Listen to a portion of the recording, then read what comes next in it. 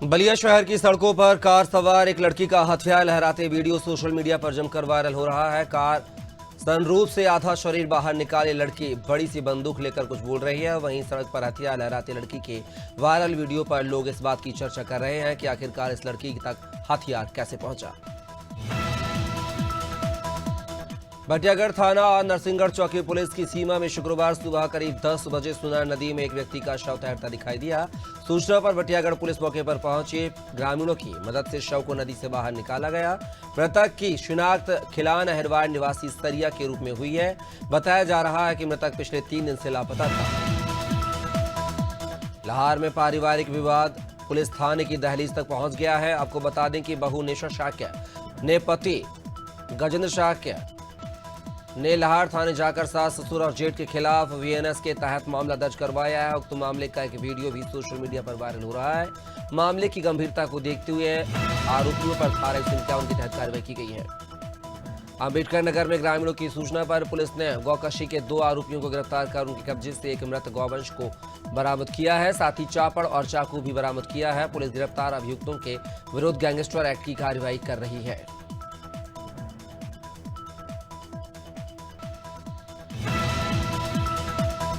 मध्य प्रदेश के इंदौर में गुरुवार सुबह दर्दनाक हादसा हो गया, जहां राऊ थाना क्षेत्र में सड़क किनारे सामान बेच रही महिला और उसके पति को एक नशेड़ी कार चालक ने टक्कर मार दी है। टक्कर इतनी जबरदस्त थी कि चालक महिला के पति को घसीटते हुए आधा किलोमीटर तक ले गया। वहीं महिला गंभीर रूप से घायल हो गई है।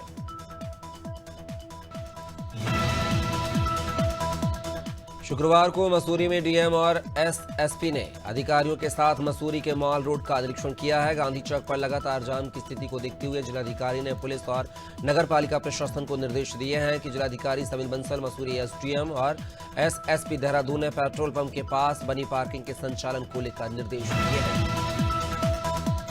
सहारनपुर में चोरों के हौसले इतने बुलंद हो गए हैं कि चोर शिक्षा के मंदिरों को भी निशाना बनाने से नहीं बाज आ रहे हैं। आपको बता दें कि तीतरो थाना क्षेत्र के गांव रादौर में स्थित सरकारी स्कूल में चोरों के द्वारा कमरों व कार्यालय आंगनबाड़ी केंद्रों के ताले तोड़कर रखा सामान तितर बितर कर दिया गया है। यहां तक कि रजिस्टरों को भी फाड़ दिया गया है। सिवनी जिले के कान्हीवाड़ा क्षेत्र के अंतर्गत ग्राम उमरिया में आकाशीय बिजली गिरने से एक 29 वर्षीय महिला की मौके पर ही मौत हो गई है। जानकारी के अनुसार दोपहर अचानक बारिश का दौर शुरू हुआ, जहां दोपहर महिला अपने खेतों में मक्का कटाई का काम कर रही थी। तभी आकाशीय बिजली की चपेट में आने से महिला की दर्दनाक मौत हो गई। उन्नाव के बीघापुर ब्लॉक के सफाई कर्मी अनोखेलाल की सड़क दुर्घटना में मौत के बाद परिजनों ने एडीओ पंचायत पर गंभीर आरोप लगाए हैं। अनोखेलाल की मौत उस समय हुई है जब वह नोटिस का जवाब देने के बाद घर लौट रहा था। सफाई कर्मियों के संघ का दावा है कि उसने नोटिस का जवाब देने के नाम पर उससे 6,000 रुपए की रिश्वत मांगी गई थी।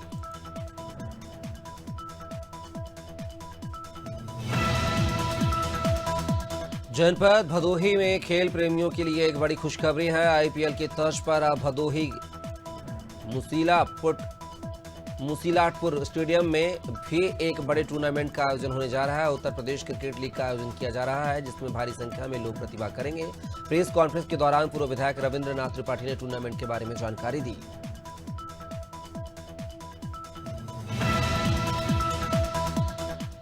उत्तराखंड के पूर्व मुख्यमंत्री और विकास पुरुष के नाम से विख्यात पंडित नारायण दत्त तिवारी की जयंती और पुण्यतिथि के मौके पर उन्हें याद किया गया है। कांग्रेस के स्वराज आश्रम में कांग्रेसी नेताओं ने पंडित नरेंद्र तिवारी की जयंती और पुण्यतिथि के मौके पर उन्हें श्रद्धा सुमन अर्पित कर उन्हें याद किया है। कांग्रेस जिला अध्यक्ष ने बताया है कि उन्होंने उत्तराखंड को विकास की नई गाथा लिखने में अपना अमूल्य योगदान दिया। अलीगढ़ जिले की खैर विधानसभा सीट पर 13 नवंबर को होने वाले उपचुनाव के लिए 18 अक्टूबर से नामांकन की प्रक्रिया शुरू हो गई है। कड़ी सुरक्षा के बीच तहसील खैर में उप जिलाधिकारी न्यायालय में सुबह 10 बजे से दोपहर 2 बजे तक नामांकन दाखिल हो सकेंगे। नामांकन कक्ष तक बैरिकेडिंग कर दी गई है। जांच के बाद 30 तारीख को नाम वापसी होगी। श्रावस्ती में पुलिस और बदमाश के बीच देर रात भिनगा जंगल में मुठभेड़ हुई है। मुठभेड़ में दोनों तरफ से गोलीबारी हुई है, जिसके बाद बदमाश के पैर में गोली लगी है। बलरामपुर जिले के वांछित हिस्ट्री शीटर सोनू था। थाना महाराजगंज में दर्ज बीएनएस मुकदमे में 50,000 का इनाम भी घोषित था। भिनगा के रास्ते नेपाल भागने की फिराक में था सोनू। फर्रुखाबाद के थाना जहाजगंज क्षेत्र के ग्राम गड़ाखेड़ा पति से परेशान होकर महिला ने खुद को आग के हवाले कर दिया है। गंभीर रूप से झुलसी महिला की इलाज के दौरान मौत हो गई है। जानकारी के मुताबिक पति शराब के नशे में महिला से मारपीट करता था। पति से परेशान महिला ने खुदकुशी कर ली है।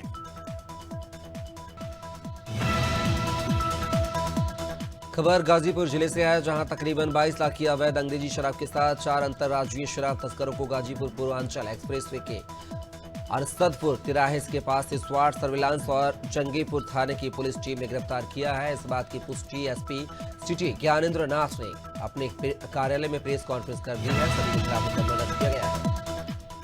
नरसिंहगढ़ के ग्राम तिंदोनिया में पूर्व सीएम दिग्विजय सिंह कांग्रेस कार्यकर्ताओं के साथ किसानों की समस्याओं को लेकर नेशनल हाईवे में धरने पर बैठ गए। इस दौरान सड़क के दोनों ओर वाहनों की कतार लग गई। दिग्विजय सिंह पंचायती राज एवं किसान को डीएपी यूरिया की उपलब्धता न हो पाने और क्षेत्र की समस्याओं के विरोध में धरना प्रदर्शन कर रहे थे। बहराइच में रामगोपाल मिश्रा की हत्या के मुख्य आरोपी सरफराज के घर पर बुलडोजर कार्रवाई की जाएगी। पीडब्ल्यूडी विभाग ने आरोपी के घर और आसपास के घरों पर लाल निशान लगाए हैं। बता दें कि महाराजगंज में मूर्ति विसर्जन जुलूस में डीजे को लेकर हुए बवाल में रामगोपाल मिश्रा की गोली मारकर हत्या कर दी गई थी।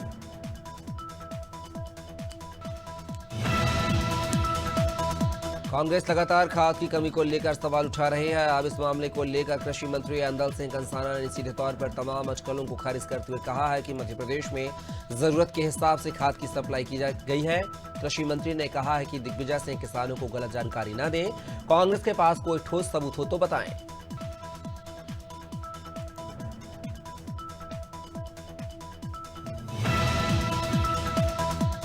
प्रदेश के कई क्षेत्रों में खराब हुई सड़कों को दुरुस्त करने के लिए दिया समय पूरा हो गया है, लेकिन अभी तक सड़कों के पैच वर्क का काम पूरा नहीं हो पाया है। हालांकि अधिकारी कार्य जल्द पूरा करने की बात कर रहे हैं। उनका कहना है कि अधिक बारिश होने की वजह से पैच वर्क का कार्य अभी अधूरा है और लगातार जारी है।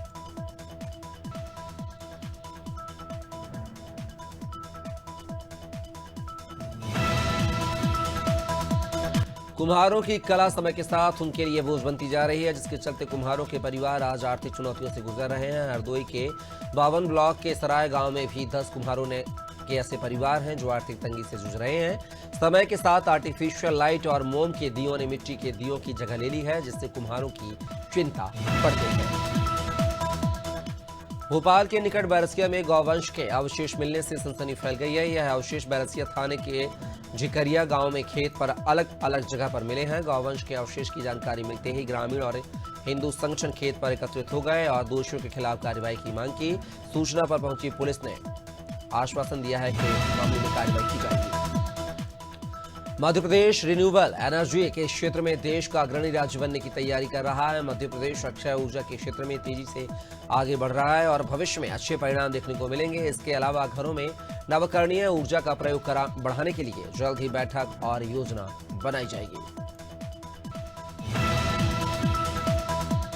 हरियाणा में नवनियुक्त सीएम नायाब सिंह सैनी ने कार्यभार संभाल लिया है। शुक्रवार को सचिवालय में मुख्यमंत्री का स्वागत गार्ड ऑफ ऑनर के साथ किया गया। वहीं सचिवालय में मंत्रियों को कक्ष भी आवंटित कर दिए गए हैं। आपको बता दें कि गुरुवार को हरियाणा में लगातार तीसरी बार बीजेपी की सरकार बनने के साथ साथ नायाब सिंह सैनी ने दूसरी बार मुख्यमंत्री पद की शपथ ली है। मथुरा के छठीकरा गोवर्धन मार्ग पर इलेक्ट्रिक बस और टेम्पो की भिड़ंत हो गई है। हादसे में टेम्पो सवार 2 लोगों की मौत हो गई है, जबकि एक गंभीर रूप से घायल हो गया है। जानकारी के मुताबिक ये बस राधाकुंड की ओर जा रही थी। इस दौरान ओवरटेक करने के चक्कर में टेम्पो बस में जा घुसा। हादसे में टेम्पो चालक और एक अन्य की मौके पर ही दर्दनाक मौत हो गई।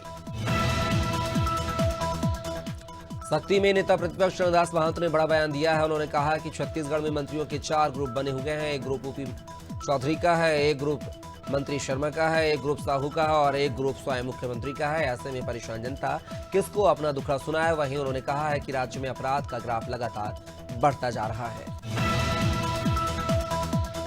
सितारगंज में तेंदुए के हमले से नाबालिग की मौत हो गई है। घटना नानकमता क्षेत्र के बुढ़झाला गांव की है, जहां घर के आंगन में बच्चा खेल रहा था, तभी उस समय तेंदुए ने हमला कर दिया। परिजन और ग्रामीण ने वन विभाग में लापरवाही के आरोप लगाए हैं। ग्रामीणों का कहना है कि हर साल इस प्रकार की घटनाएं होती हैं, लेकिन वन विभाग इस तरफ कोई ध्यान नहीं दे रहा है। बांदा में जनता दल यूनाइटेड अपनी 5 सूत्रीय मांगों को लेकर कलेक्ट्रेट कार्यालय पहुंचे और जेडीयू की प्रदेश अध्यक्ष शालिनी सिंह पटेल के नेतृत्व में सिटी मजिस्ट्रेट को ज्ञापन सौंपा है। जेडीयू की महिला प्रदेश अध्यक्ष शालिनी सिंह पटेल ने कहा है कि उत्तर प्रदेश सरकार के जरिए मजदूरों के लिए चलाई जा रही योजनाएं पिछले 2 साल से बंद है। वहीं उन्होंने कई गांवों में टूटी सड़कों को लेकर भी अपनी शिकायत दर्ज कराई। बिहार में लोगों से लाखों की ठगी करने वाले आरोपी को पुलिस ने गिरफ्तार कर लिया है। आरोपी आदित्य मरावी करीब 11 लोगों से 25 लाख रुपए से ज्यादा की ठगी कर चुका है। पीड़ितों की शिकायत पर पुलिस ने आरोपी के खिलाफ केस दर्ज कर लिया है। आरोपी लंबे समय से फरार चल रहा था।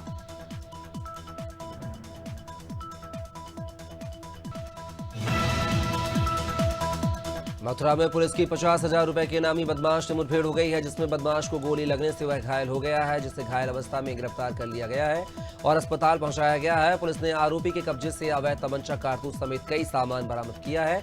बताया जा रहा है बदमाश मैनपुरी का रहने वाला है, जिस पर 1 दर्जन से ज्यादा मामले दर्ज हैं।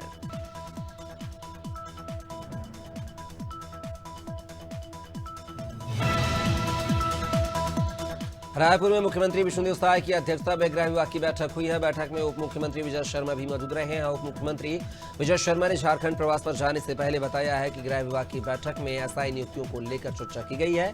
इसके साथ नक्सल अभियानों को लेकर भी चर्चा की गई है।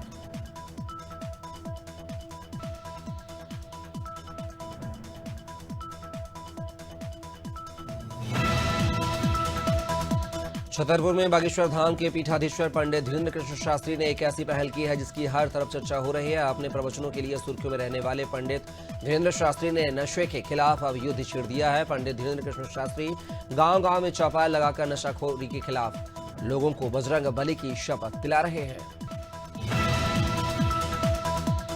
बलिया के कृषि भवन में प्रशिक्षण के दौरान एक किसान की अचानक मौत हो गई है, जिसका वीडियो भी सामने आया है। बताया जा रहा है कि उद्यान विभाग ने कृषि भवन में 3 दिवसीय किसान प्रशिक्षण शिविर का आयोजन किया था। प्रशिक्षण शिविर में किसान जयप्रकाश यादव नींबू पर अपने अनुभव साझा कर रहे थे। इसी दौरान उन्हें दिल का दौरा पड़ा और उनकी मौत हो गई। बिजनौर के मंडावली थाना क्षेत्र में हरिद्वार नजीबाबाद रोड पर मॉर्निंग वॉक पर जा रही 2 महिलाओं को कार ने जोरदार टक्कर मार दी है। हादसे में दोनों महिलाओं की मौके पर ही मौत हो गई है। वहीं हादसे के बाद कार भी पलट गई है। सूचना पर पहुंची पुलिस ने दोनों शवों को कब्जे में लेकर पोस्टमार्टम के लिए भेज दिया है और कानूनी कार्रवाई में जुट गई है। राष्ट्रीय बाल संरक्षण आयोग ने देश के सभी मुख्य सचिवों को एक पत्र भेजा है। इस पत्र के बाद उत्तराखंड में मदरसा बोर्ड को भंग करने की चर्चाओं का बाजार गर्म हो गया है। दरअसल राष्ट्रीय बाल संरक्षण आयोग के पूर्व अध्यक्ष प्रियंका कानूनगो ने अध्यक्ष रहते हुए सभी राज्यों के मुख्य सचिव को पत्र भेजकर मदरसा बोर्डों को बंद करने की सिफारिश की थी। कानपुर देहात में नगर पंचायत, अकबरपुर में जनता दरबार पंचायत माफी चाहेंगे जनता नगर पंचायत अध्यक्ष के काम की तारीफ कर रही है। सड़क से लेकर संचारी रोग के प्रबंधन क्षेत्र में साफ सफाई को लेकर बेहतर तरीके से काम हो रहा है। इन लोगों का कहना है कि नए नगर पंचायत अध्यक्ष के कारण उन्हें योजनाओं का लाभ मिल रहा है। पीलीभीत में न्यूरिया इलाके में एक युवक की धारदार हथियार से हत्या कर दी गई है। न्यूरिया थाना इलाके में शमशान घाट के मंदिर में युवक की लाश पाई गई है। युवक के शरीर पर घाव के निशान पाए गए हैं। युवक का नाम सपन है, जो कि बरुआ कॉलोनी के शमशान घाट के मंदिर में अपनी मां के साथ रहता था। गुरुवार रात 1 बजे करीब ये घटना घटित हुई है। रायपुर एम्स में डॉक्टर ने मरीज के साथ मारपीट कर दी है, जिसका वीडियो भी सोशल मीडिया पर वायरल हो रहा है। घटना प्लास्टिक सर्जरी विभाग की बताई जा रही है, जहां एक मरीज ने ऑपरेशन के बाद सिर दर्द शिकायत डॉक्टर से की थी। इस पर डॉक्टर भड़क गया और मरीज के साथ मारपीट कर दी।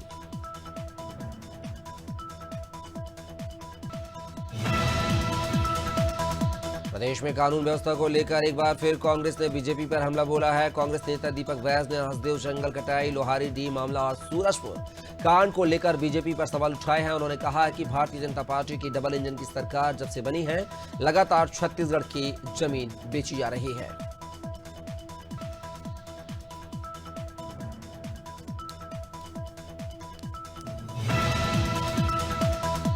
पंचायत सरपंचों के अधिकारों और विकास कार्यों की कमी से नाराज सरपंचों ने राष्ट्रीय राजमार्ग 45 को जाम कर दिया। वहीं तेंदुखेड़ा के नेशनल हाईवे 45 पर एसडीएम कार्यालय के सामने सरपंचों ने प्रदर्शन किया है। पुलिस प्रशासन की मौजूदगी में सरपंचों ने केवल 5 मिनट के लिए हाईवे जाम किया था। इसके बाद अपनी मांगों को लेकर एसडीएम को ज्ञापन सौंपा है।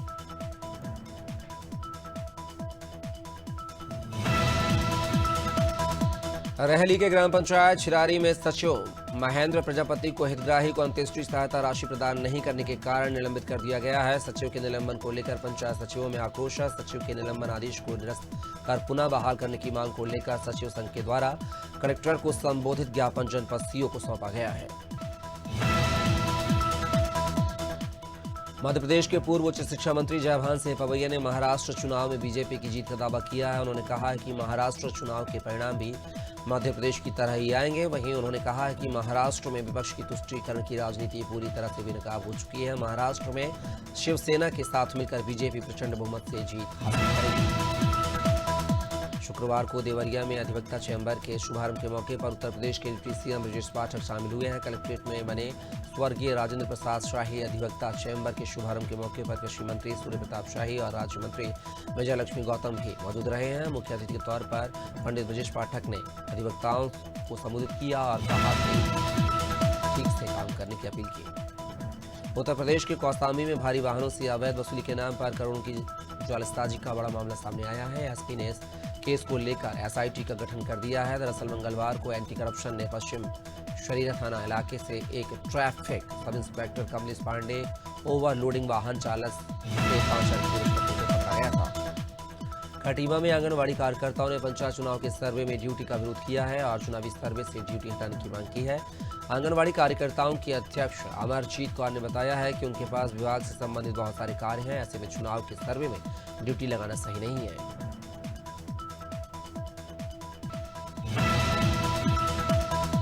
आचार संहिता के बीच छत्तीसगढ़ की राजधानी रायपुर में करोड़ों की ज्वेलरी बरामद हुई है। भाटागांव बस स्टैंड में पुलिस ने करीब 10 करोड़ रुपए का सोना बरामद किया है।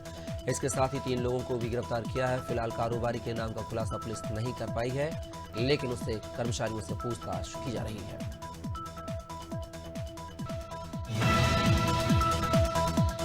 सिवनी जिले के बंडोल थाना क्षेत्र में भीषण सड़क हादसा हो गया है, जिसमें NH 44 पर मजदूरों से भरा ट्रैक्टर ट्रॉली एक तेज रफ्तार अनियंत्रित कंटेनर से टकरा गया है। हादसे में 27 मजदूरों में से एक महिला मजदूर शीलवती बाई की मौत हो गई है, जबकि 26 मजदूर घायल हैं, जिनमें से 2 की हालत नाजुक बनी हुई है। सूरजपुर जिले में वारदातें रुकने का नाम नहीं ले रही हैं। विश्रामपुर थाना क्षेत्र के रामनगर निवासी महेंद्र सिंह का मृतका पूजा सिंह से प्रेम प्रसंग था। मृतका के पिता ने शिकायत दर्ज कराई है कि पूजा गांव में भागवत कथा की कलश यात्रा में शामिल हुई थी, जहां आरोपियों ने उसे अपने घर बुलाया, फिर पूजा की पिटाई करते हुए उसे कुएं में डाल दिया। भानपुरा के ग्राम संधारा में हनुमान जी की मूर्ति क्षतिग्रस्त कर दी गई है, जिसको लेकर ग्रामवासियों में तहसीलदार और थाना प्रभारी को ज्ञापन सौंपा है और आरोपियों को पकड़कर कड़ी कार्रवाई करने की मांग की है। बता दें कि 17 अक्टूबर को गांव के तोताराम मंदिर में असामाजिक तत्वों ने हनुमान जी की मूर्ति को क्षतिग्रस्त कर दिया था, जिसके बाद सनातन धर्म मंडल के सदस्यों में रोष है। बिलासपुर में सनकी प्रेमी ने नाबालिग प्रेमिका की हत्या कर दी है। घटना सरकंडा थाना क्षेत्र के कुंदरूपारा चांटीडीह की है। बताया जा रहा है कि युवक सागर साहू और युवती प्रियंका दिवांगन के बीच पिछले 1 माह से बातचीत बंद थी, जिससे नाराज होकर सागर प्रेमिका से मिलने उसके घर पहुंच गया, जहां गुस्से में सागर ने चाकू से हमला कर प्रियंका की जान ले ली।